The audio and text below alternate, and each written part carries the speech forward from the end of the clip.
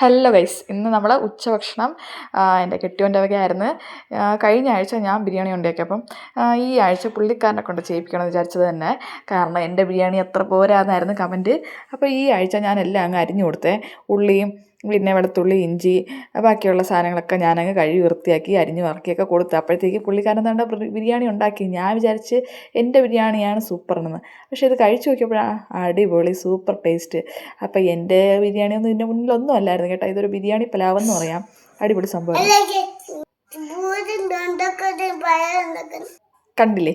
ഇങ്ങനെ ഇൻട്രൊഡക്ഷനൊക്കെ തന്ന് നമ്മൾ അടിപൊളിയായിട്ടൊരു പഴംപൊരി ഉണ്ടാക്കാമെന്ന് പറഞ്ഞ് ഞാനെന്താ പഴംപൊരി ഇങ്ങനെ ഷോ ഒക്കെ കാണിച്ച് ഞാനത് ദാണ്ട ഇതുപോലെ ഇങ്ങനെ 2 വഴിയല്ല ഉള്ളായിരുന്നു. അത് മധ്യത്തിൽ മുറിച്ച് ദാണ്ട ഇങ്ങനെ ചെറുതായിട്ട് ഇങ്ങനെ നീളത്തിന് കട്ട് ചെയ്തൊക്കെ പീസാക്കി എടുത്ത് ബാക്കി ചേരുവകളായി ഇത് ഞാൻ മെയിനായിട്ട് എടുത്ത മൈദയായിരുന്നു.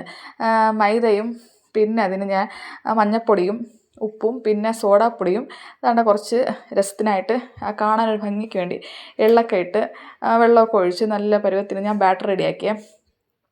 എല്ലാം സെറ്റായി വന്ന് ഞാൻ പഴംപൊരി ഉണ്ടാക്കി കഴിഞ്ഞപ്പം എന്ത് പറ്റിയെന്ന് ഞാൻ ഫ്ലോപ്പായിപ്പോയി. എന്താണെന്ന് സംഭവം എനിക്ക് അറിഞ്ഞോളാം. നിങ്ങൾക്ക് എങ്കിൽ കമൻറ്റിൽ അറിയിക്കണേ. ഈ സോഡാപ്പൊടി കൂടിപ്പോയതാണോ മഞ്ഞൾപ്പൊടി കൂടിപ്പോണ്ടെന്ന് അറിയാൻ വയ്യ. ലാസ്റ്റ് ഈ പഴംപൊരി ഉണ്ടാക്കിയതിന് ശേഷം ഇതെല്ലാം ചുമന്ന കളറിൽ ആയി വന്ന് പിന്നെ ഈ എണ്ണയും പിടിക്കുന്നുണ്ടായിരുന്നു. പഴംപൊരി ഉണ്ടാക്കി എൻ്റെ ജീവിതത്തിൽ ആദ്യമായിട്ട് ഇങ്ങനെ ചുമന്ന കളറിൽ കണ്ടുവന്നത്. എനിക്ക് ദേഷ്യം കൂടെ വന്നത്. ഞാൻ പിന്നെ അതവിടെ നിന്ന് മതിയാക്കി ഉള്ളതങ്ങ് കഴിച്ച്.